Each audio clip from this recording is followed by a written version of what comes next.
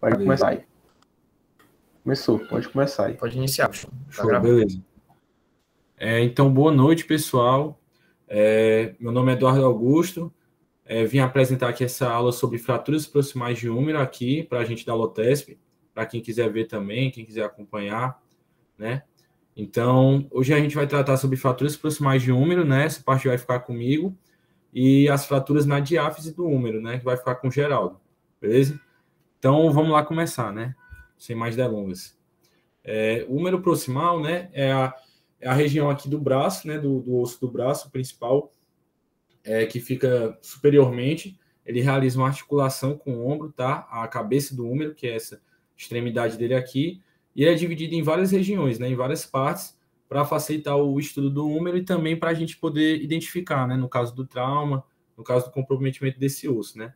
Então, o úmero proximal, né? Ele vai da cabeça do úmero, que é essa circunferência aqui na extremidade dele, até a diáfise proximal, né? Que seria a parte proximal do corpo, né? A parte mais superior, e possui diversos constituintes, né? Como a própria cabeça do úmero, tem a delimitação aqui do colo anatômico, né? E a delimitação do colo cirúrgico também, que é um importante local de fraturas, né? Geralmente é o local mais acometido em fraturas, inclusive. Tem a tuberosidade menor aqui, a tuberosidade maior, o sulco intertubercular, enfim, tem várias regiões aí e mostra a complexidade também dessa delimitação anatômica, né? Mas mais importante ainda do que saber só as regiões é saber a classificação de Neer, né? Que de acordo com o trauma nessa região do úmero, a gente vai poder dividir, né? Se o trauma ele tá segmentado, né? O osso ele vai estar segmentado em duas partes, em três partes, né? Como está sendo apresentado aqui nesse gráfico na direita, né?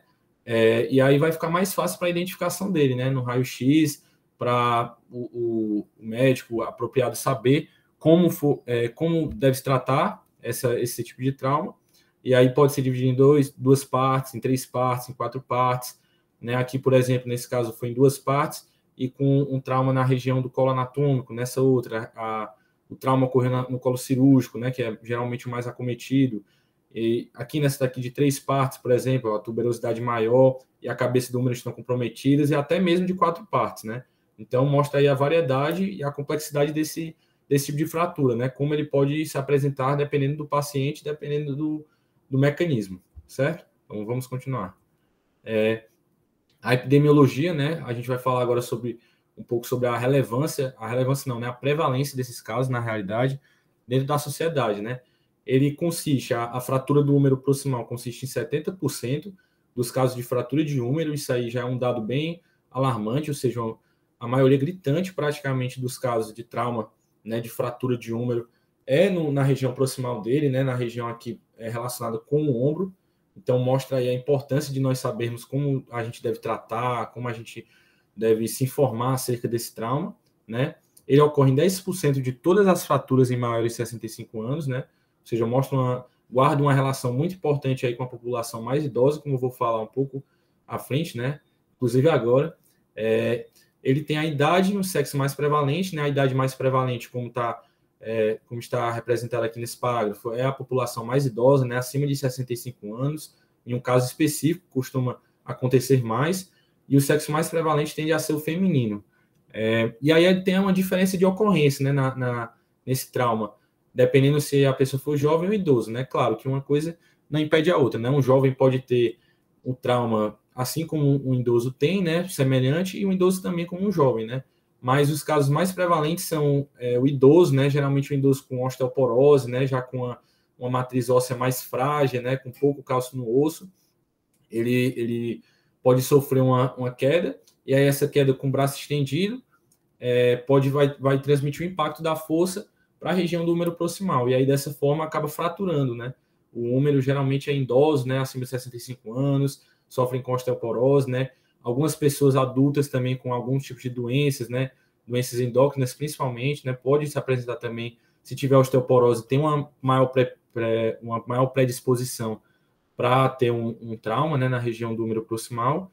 E em jovens está associado principalmente a acidentes automobilísticos, né? Traumas de forte impacto, né? Envolvendo alta energia cinética, geralmente acidentes automobilísticos, até mesmo também com prática de esportes, né? Como é comum também em futebol americano e basquete, esse tipo de trauma, tá? Então, o mecanismo de trauma, que eu já comentei um pouquinho aqui no slide anterior, mas o trauma indireto está mais associado à população idosa, enquanto que o trauma direto está mais associado à população jovem, né? O trauma indireto ele ocorre com a queda, né, da pessoa com o braço estendido, e a transmissão do impacto, né, da mão vai até a região do húmero proximal, né? E dessa forma vai acabar fraturando o húmero proximal.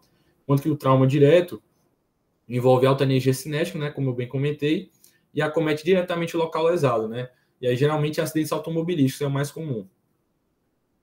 Aí vamos aqui para o exame físico e quadriclínico, né? Muito importante também.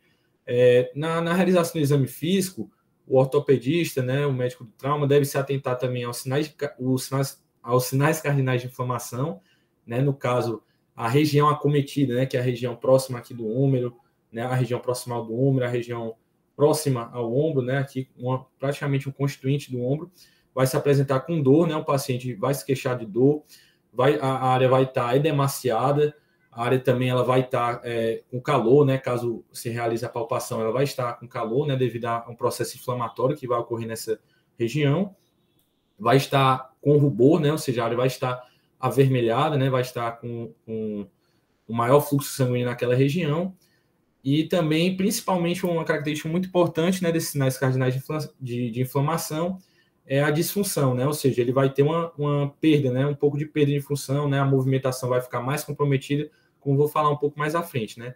Pode também se apresentar uma possível presença de equimose, né? Ou seja, uma região avermelhada aqui devido a rompimentos arteriais, rompimentos venosos, né? E aí ocorre extravasamento de sangue nessa região e apresenta-se em forma de equimose, né? Ou seja, uma mancha avermelhada nessa região.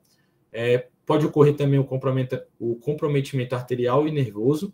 No caso, o comprometimento arterial mais comumente relatado, né, e mais comumente observado, é dessa irrigação arterial aqui da artéria circunflexa posterior do úmero, né, e a artéria circunflexa anterior do úmero também, que vão irrigar a região proximal do úmero, né, irrigam a cabeça do úmero, irrigam as tuberosidades, enfim, né, são elas que realizam principalmente a irrigação sanguínea dessa região. Assim como as veias, né, as veias também, elas de mesmo nome, né, circunflexa anterior e circunflexa posterior do úmero, irrigam essa região e também podem ser comprometidas nesse caso. Mas também importante é o comprometimento nervoso, né, e a repercussão clínica dessa lesão nervosa. O nervo mais comumente acometido nesse tipo de trauma é o nervo axilar, né, porque ele vai passar aqui pelo espaço quadrangular, aqui, né, tem o músculo redondo menor, o músculo deltoide, né, o tríceps, suas cabeças, o redondo maior. O nervo axilar ele vai passar posteriormente ao úmero, nessa região, e ele pode ser acometido sim em caso de trauma. E aí, em caso de trauma, né, se esse nervo for comprometido, o que é que vai reproduzir, né, no paciente? Vai reproduzir uma disfunção no movimento, principalmente na abdução do braço, né? Uma vez que o nervo axilar ele é responsável pela inervação do músculo deltoide e do músculo redondo menor. E aí o paciente praticamente não vai conseguir abduzir o braço corretamente, vai ter dificuldade também na flexão, na extensão do ombro, a rotação do ombro vai estar mais comprometida também, mas principalmente a abdução do ombro por causa da inervação do músculo deltoide. Além disso também, esse nervo axilar, ele dá um ramo, né, que é um ramo assim, né, digamos, que é o nervo cutâneo lateral superior do braço, certo? Ele vai inervar a região da pele, né, aqui proximamente no úmero e no ombro, e ao ter essa lesão no nervo axilar, esse nervo ele não vai conseguir realizar a sensibilidade correta dessa região. Isso aí o paciente, ao você tocar nessa região, o paciente vai se queixar dizendo que praticamente não está sentindo, né? Vai ter uma perca de sensibilidade, né? Uma anestesia nessa região. Então é comum também, né? E também, né, caso o paciente demore muito, né, a ir para um hospital, se apresentar no médico, esses músculos, né, o redondo menor e o deltoide, podem até mesmo atrofiar, né? E aí vai ficar uma discrepância muscular de um lado para o outro, né? Do lado acometido para o lado não acometido, né? O músculo vai se apresentar mais achatado, essa região, né? Vai ocorrer uma maior perca de sensibilidade e uma maior perca de movimento também, certo? Então vamos lá. Tem alguns exames complementares também, são bem utilizados, principalmente o raio-x do ombro, né? O raio-x do ombro ele vai ser necessário em 3 tipos de incidências, né? A incidência anteroposterior verdadeira, o perfil da escápula e axilar também.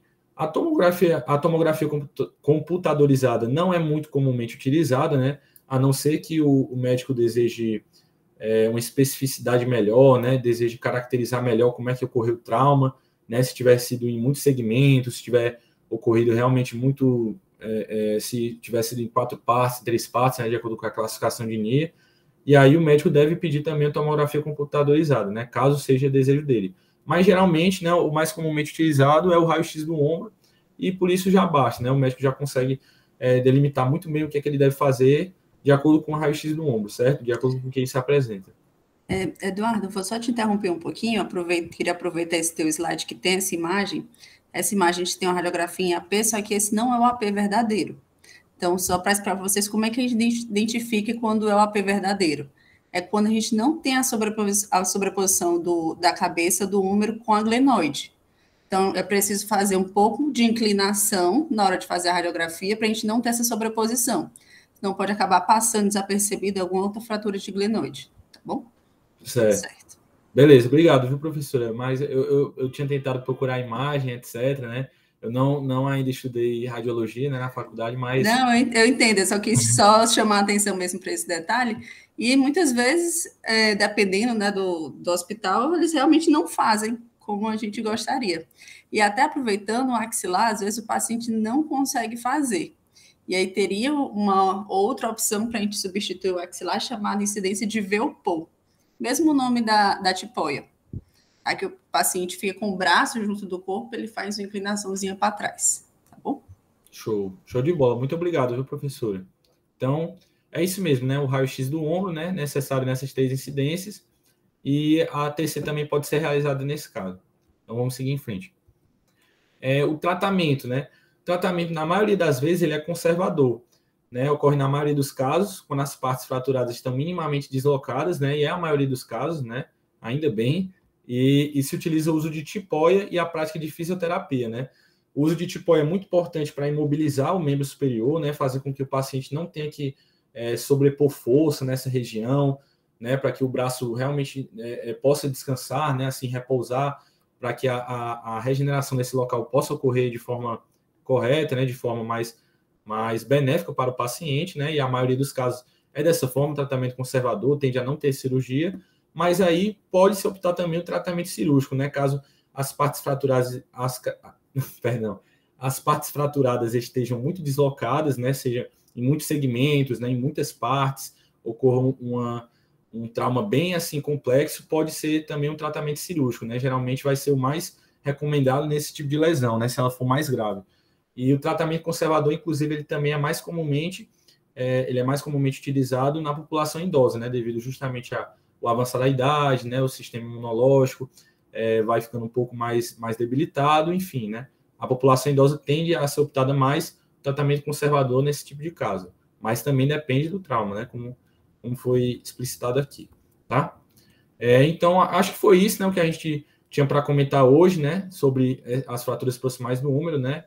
Agradeço aí a todo mundo aí que está assistindo. Essas aqui foram as referências da aula, certo? Pronto. Eu queria aproveitar e fazer mais algumas considerações, mas muito, muito boa apresentação, Eduardo. Obrigado. Eu vou só reforçar aqui alguns pontos. Então, é uma fratura que a gente sempre tem que pensar nessa relação com a osteoporose, como você bem falou, tá? E esse idoso que cai por cima do ombro, ou ele vai quebrar o muro proximal, ou ele vai ter uma lesão do manguito. Então, nem que seja uma tendinite que vai incomodar durante algumas semanas, mas uma das duas coisas vai acabar lesando. E aí, se ele tiver osteoporose, acaba aumentando essa chance e o risco dele ter essa fratura do húmero proximal. Mais um ponto que eu queria reforçar é em relação à classificação de NIR. Da forma como você explicou, né, em 2 partes, 3 partes, 4 partes, só que tem um detalhe, não basta ter a fratura para a gente classificar como considerar essa parte na hora de contar. Então, é preciso que esse fragmento esteja desviado. E a gente acaba aceitando aí até 1 centímetro, 45 graus de angulação, para a gente considerar esse fragmento, né, essas partes que você explicou bem, considerar como desviado, e aí sim a gente considera se seria 2 partes, 3 partes ou 4 partes, tá? Certo. Em relação ao tratamento, só falar um pouquinho mais do tratamento cirúrgico, né, acho que o conservador acaba sendo essa tipóia, né? Essa tipóia a gente chama de tipóia de Velpo, ela costuma passar aqui por cima do pescoço e costuma ter uma outra faixazinha que passa pelas costas do paciente. Então, o braço fica ali do lado do corpo. Em relação ao tratamento cirúrgico, só chamaria a atenção para o tipo de material que a gente costuma utilizar. Por ser um osso por ser rico em osso esponjoso, está associado com osteoporose, então acaba que a pega do parafuso não é tão boa quanto no osso cortical. Então, a gente acaba utilizando mais para esse tipo de fratura, né, número proximal, uma placa bloqueada, né? A mais conhecida é a placa Phillips. É uma placa que o parafuso ele rosqueia na própria placa. Então, ele se prende no osso pela ponta e a cabeça do parafuso fica rosqueada na própria placa. E isso acaba dando mais estabilidade ali para esse segmento. Tá bom? Isso. Muito bom. Muito obrigado, viu, professora, pelas considerações. Muito obrigado. Show. Então, acho que foi isso mesmo, né, pessoal? Show de bola, irmão. Beleza, vou parar aqui de apresentar. Vou apresentar aqui. Acho que é Augusto. Agora vamos pro Geraldo, né? Isso. Vou botar aqui. Muito obrigado também, professor, pelas considerações. Imagina, gente. Pessoal, vocês estão vendo aí? É porque deu uma travadazinha. Sim, sim. Deixa eu colocar aqui para apresentar. Quando vocês visualizarem, vocês me avisam. Vocês estão conseguindo ver? Não, tá dando pra ver.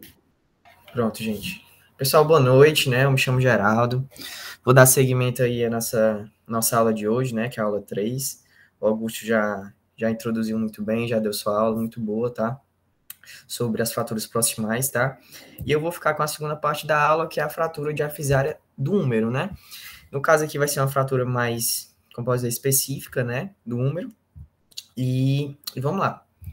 Bom, coloquei primeiramente essa imagem que, pelo que eu vi, todas as imagens que eu vi de raio-x é uma imagem extremamente clássica, né? Assim, essa fratura distal, né? Distal não, da diáfise do húmero, né? E coloquei ela só para a gente poder introduzir o tema, né? Que é uma imagem bem típica, mas a gente também vai ter outros tipos também de fratura que a gente vai falar na parte de classificação. Bom, para introduzir o tema, o Augusto já deu uma introdução muito boa na parte da anatomia, né? Vou só frisar só algumas coisas que ele já falou, né? Que é basicamente, o húmero é um osso que se localiza no nosso braço, né? Ele é o maior osso dos nossos membros superiores, né? Ele é um osso que se articula com a escápula através da articulação do ombro, e ele também se articula com o rádio e com a una através da articulação do cotovelo, tá? E o húmero, ele tem, a gente tem que destacar que ele tem duas epífises, né, que é a epífise proximal e a epífise distal, e a diáfise, né, que é justamente o que eu vou abordar nesse tema de hoje, né? E uma coisa importante de frisar é que a diáfise, né, ela é composta pela tuberosidade deltoide, certo? Que a gente consegue ver aqui nessa imagem, tá? Nessa visão mais anterior. E nessa visão mais anterior, ela também é composta pelo sulco do nervo radial, tá? E o nervo radial, ele vai justamente passar por esse sulco, tá? E ele vai ser um nervo muito importante quando a gente começar a discutir o quadro clínico, as complicações desse tipo de fratura, tá bom? E é isso, a introdução foi uma introdução bem breve, né, da anatomia, o Augusto também já frisou muito bem os pontos. Vamos lá para a parte de epidemiologia, né? Ela é uma fratura que ela representa de 3 a 5% das fraturas, tá? E ela ocorre de forma bimodal. É algo que, acho que nas várias referências que eu vi, sempre tinha essa questão do acometimento bimodal, porque ela acomete tanto pacientes jovens, de 21 a 30 anos, mas também acomete pacientes idosos, né, já mais idosos, de 60 a 80 anos, tá? E isso foi bem frisado, onde eu busquei esse conteúdo, né? Ocorre principalmente no sexo feminino, tá? É importante destacar. E o terço médio da diáfise direita é geralmente o local da diáfise humeral mais acometido, tá bom? O mecanismo de trauma, né? A gente tem o trauma direto e o trauma indireto. O Augusto já falou basicamente a mesma coisa, tá? O mecanismo de trauma mais comum é o trauma direto, tá? Que basicamente é o trauma direto no braço, né, do indivíduo. E no trauma direto, geralmente nesse caso, quando a gente está falando de fratura de F0 do húmero, quando eu tenho um trauma direto, os responsáveis acabam por acometer fraturas transversas e fraturas cominutivas, né? São as mais comuns de acometer. E elas ocorrem principalmente no primeiro pico de incidência que eu falei, que é naquela idade de 21 a 30 anos, que são os indivíduos mais jovens, né? São geralmente resultado de traumas de alta energia, principalmente em acidentes automobilísticos, certo? E o trauma indireto, geralmente são responsáveis por esse trauma, geralmente ocorre as fraturas oblíquas ou fraturas em formato espiral, né?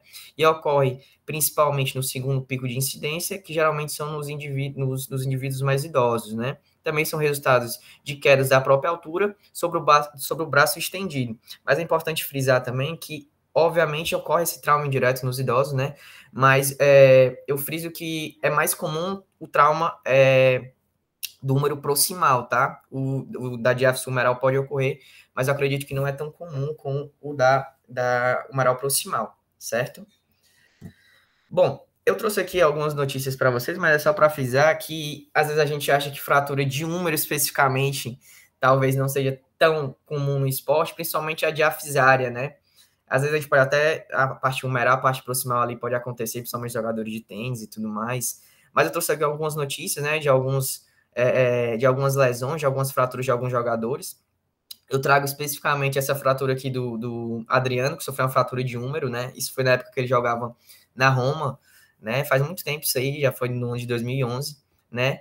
Mas aí é para mostrar que realmente é algo que acontece, né? Talvez não seja algo comum como talvez as outras lesões, mas é algo que realmente acontece. Aqui é a outra que aconteceu com o goleiro Rafael, do Atlético Mineiro. Esse aqui é um caso até mais recente. E a do Wellington Nem também sofreu uma fratura de ombro. Isso também já faz um tempo, né? Mas é só para a gente mostrar que realmente ela pode acontecer sim no nosso esporte, né? Para fazer essa ligação com a medicina esportiva.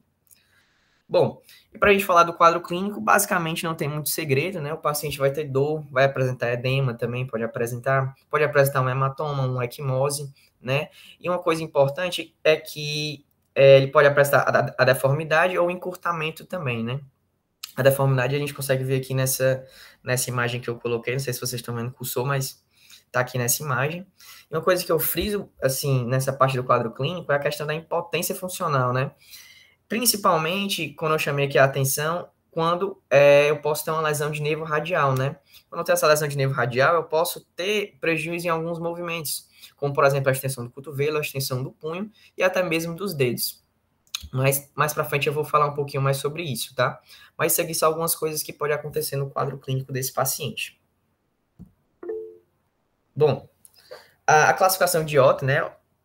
Ela é basicamente, ela é dividida, né? Tipo A, tipo B e tipo C, né? O tipo A são as fraturas simples, tá? Essas fraturas simples, são subdivididas em três, né? A1, A2 e A3. Basicamente, A1, a gente tem essa fratura em formato de espiral. A fratura oblíqua, que é essa A2, ela é maior ou igual a 30 graus, tá? E a fratura transversa, ela é menor ou igual a 30 graus também, certo? Isso são as fraturas simples. E as do tipo B, que são as fraturas em cunha, certo? Dividida em B1, B2 e B3. E, basicamente, na B1 a gente tem a fratura de cunha em espiral, a B2 em cunha em flexão, e a B3 é uma cunha já fragmentada, né? A gente já vê aqui os pedaços aqui do osso já bem mais fragmentado também. Aqui também tem os fragmentos, só que aqui o que vai mudar mesmo é a questão do tipo de corte, né? Vamos dizer assim, entre aspas, que foi fraturado, né? E o do tipo C é a fratura complexa, né? Que é basicamente dividido em C1, C2 e C3, onde a gente vai ter uma fratura complexa espiral. Você vê que bem mais complexa porque você vê a presença de bem mais fragmentos aqui no C1. No C2 a gente vê uma fratura complexa mais segmentar, você vê o pedaço maior aqui do osso que foi fraturado. E a C3 é uma fratura extremamente complexa, extremamente irregular.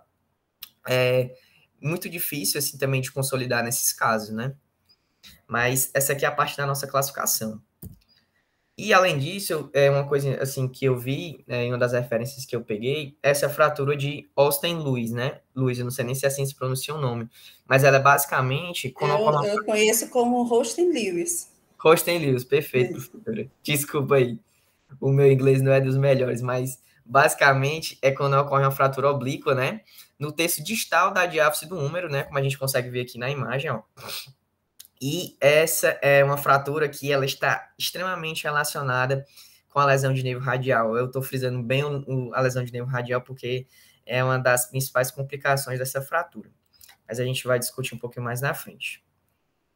Bom, o diagnóstico realmente não tem muito segredo, né? Basicamente a história clínica do paciente, fazer um exame físico, a gente vai conseguir evidenciar bem principalmente o quadro clínico, né, e tudo mais, mas o raio-x, ele vai ser fundamental na precisão do diagnóstico, né, a gente faz 2 incidências, anteroposterior e perfil, que, como eu falei, é a mais utilizada, né, nessa finalidade.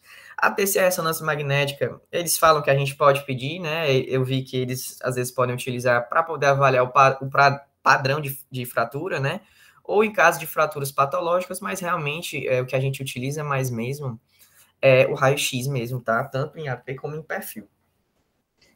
Geraldo, aproveitando, a Pode gente falar. tem que ter muito cuidado na hora de fazer esse perfil. O que costuma ser feito? O AP é fácil, né? É só o paciente vai estar lá de frente e a gente faz.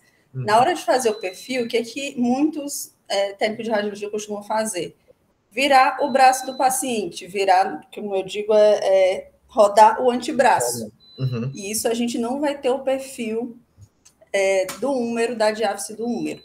Porque na hora a gente tem uma fratura na diáfise, na hora que a gente está rodando o antebraço, né, fazendo uma rotação externa do antebraço, a gente vai estar rodando o fragmento distal.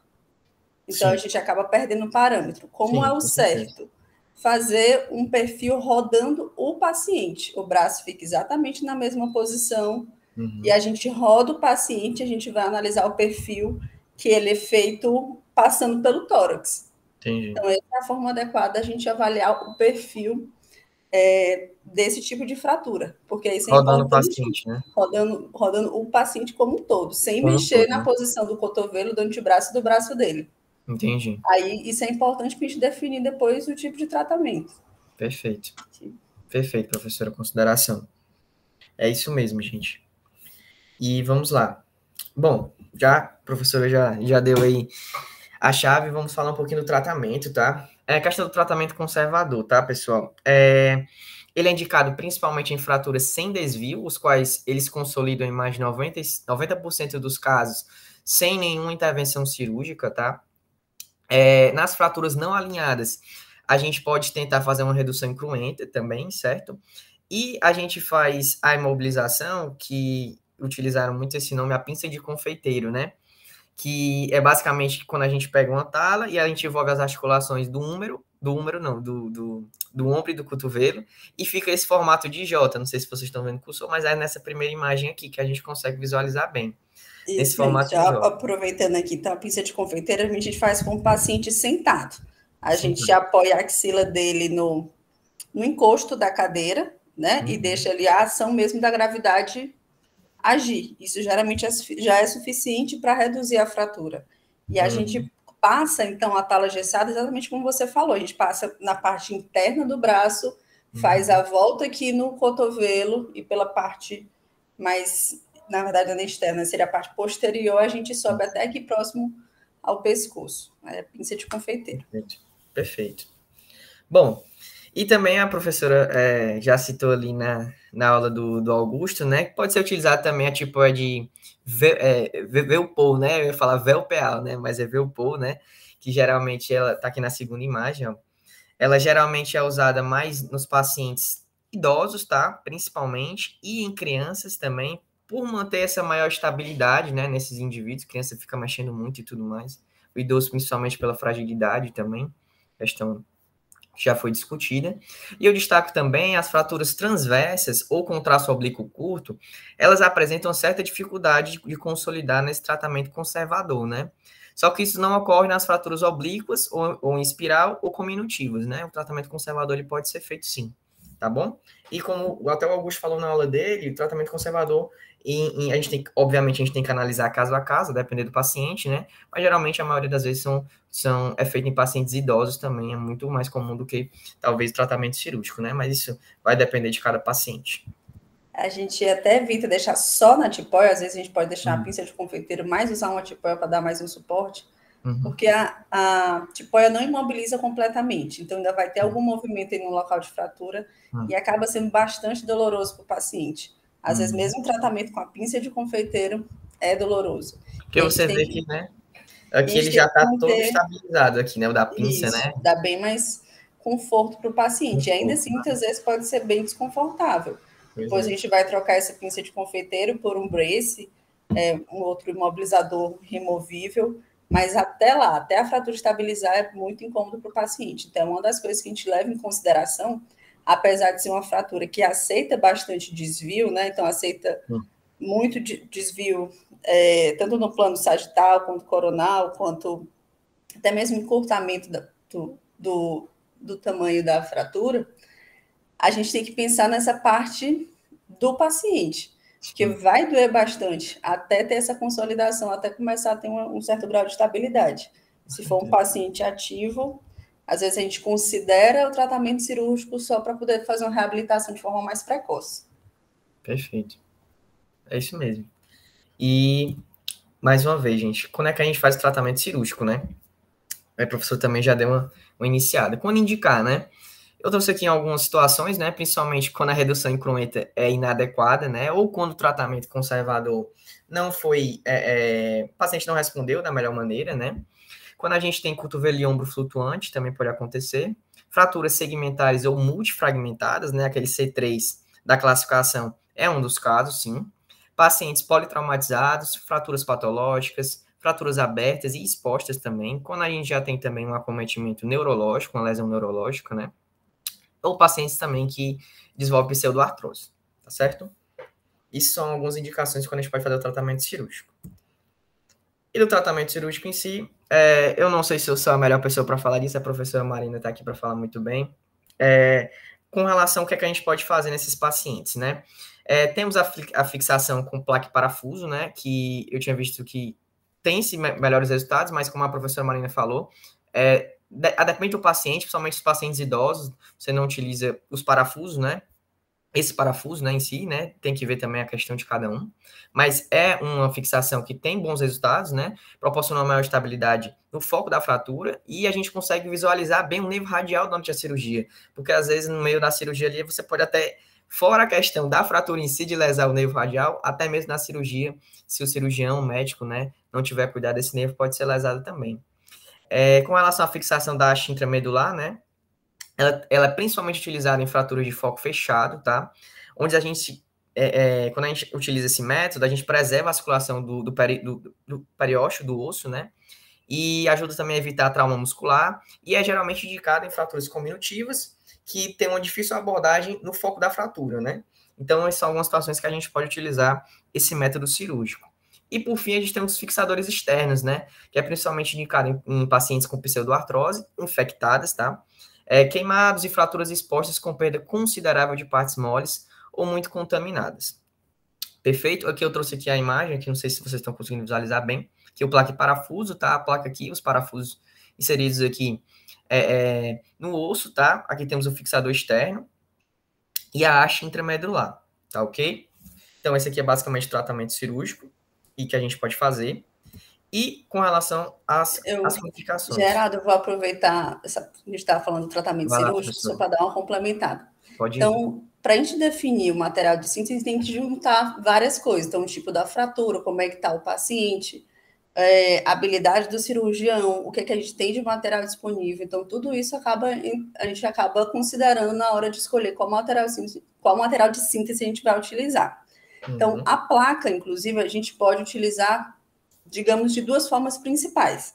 A gente pode usar o conceito de estabilidade absoluta, e esses são conceitos também fundamentais na ortopedia, que eu acho que depois vale a pena a gente ter alguma aula sobre isso, né? É a parte básica do manual AO.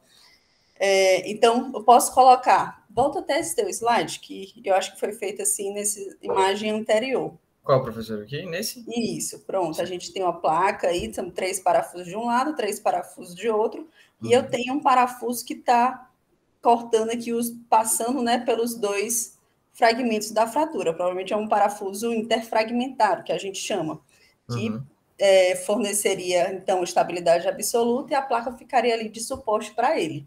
Então, isso é uma técnica que, através da placa e parafuso, que a gente usa fornecendo uma estabilidade absoluta. Mas a gente pode também utilizar a placa e dar uma estabilidade que a gente chama de estabilidade relativa.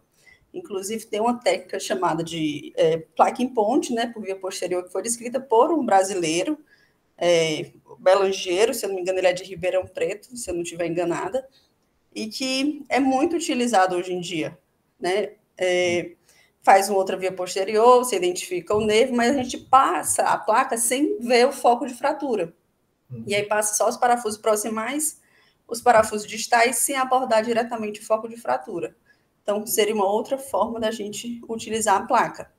A haste, como esse na figura do lado esquerdo que você colocou, é uma forma também de a gente não abordar o local da fratura em si, o foco da fratura, fornecendo também estabilidade relativa, mas as duas resolveriam de forma satisfatória. Aí passa novamente o slide, por favor. Ao fixador externo, né, essa segunda imagem que você colocou aí do meio, a gente deixa mais para algumas situações especiais. Por exemplo, é um paciente politraumatizado que a gente quer resolver logo ali, dar um grau de estabilidade para poder conseguir mobilizá-lo, resolver rápido, né, que a gente chama de controle de danos. Ou um paciente, por exemplo, que tem uma grave lesão de partes moles, como você colocou, né, um paciente que tem, por exemplo, queimadura, que tem alguma coisa infectada. Ou então, algum paciente com síndrome compartimental. Então, ou que esteja com iminência de evoluir com síndrome compartimental. A gente já dá aquela estabilidade ali de forma mais rápida. Perfeito. Perfeito, professor. É porque geralmente nessa parte cirúrgica a gente não tem tanto esse discernimento para falar, mas perfeitas considerações, tá? Mas é assim mesmo, que quando a gente vê, né, a gente acaba entendendo melhor, interpretando de uma forma diferente. Com certeza. Mas boa apresentação. Tá ótimo. Aí ainda fica mais fácil da gente aprender também, né? E, por fim, né, pessoal, coisa que eu falei, acho que frisei boa parte da aula, né, que é a questão da lesão do nervo radial, né? Você vê aqui, ó, nessa imagem aqui, o nervo radial passando aqui para o sulco do nervo radial, né? E aqui a fratura e, obviamente, a lesão do nervo radial, né? É uma complicação muito comum, ela pode ocorrer em até 18% dos casos, isso foi em algumas das referências que eu peguei, alguns têm até mais, tá? E a lesão desse nervo, ela pode levar a uma incapacidade de realizar a supinação do antebraço, bem como a extensão do punho e das metacarpofalangianas, certo? Além disso, ela pode causar um déficit sensorial no dorso do antebraço e na parte lateral do dorso da mão e na região do primeiro metacarpo, tá bom? São algumas consequências que a lesão desse nervo radial pode causar. E é uma coisa que é muito comum, tá? Essa complicação você tem que ter muito cuidado, principalmente tanto na cirurgia, se a pessoa não tiver lesado o nervo, bem como, obviamente, a gente não tem como controlar se a pessoa fazer a fratura, enfim, vir a lesar o nervo, né? Então, é uma coisa que a gente tem que atentar sempre. E outras possíveis complicações, a pseudoartrose, ela é até rara, né, que eu li, mas pode acontecer, a consolidação viciosa ou uma lesão vascular, tá bom? E, pessoal, é isso. Muito obrigado a vocês que estão acompanhando da aula e o pessoal aí que vai assistir depois, tá bom? Show, Geraldo. Muito bom, viu, mano? Muito bom. Obrigado, pessoal. Parabéns aí, galera. Show de bola. Parabéns, Geraldão. Show de bola, galera. Eu gostei de slides perfeitos, daquele jeito que a gente estipulou lá na reunião. Apresentação incrível. Fantástico. Item extremamente relevante, muito bem apresentado.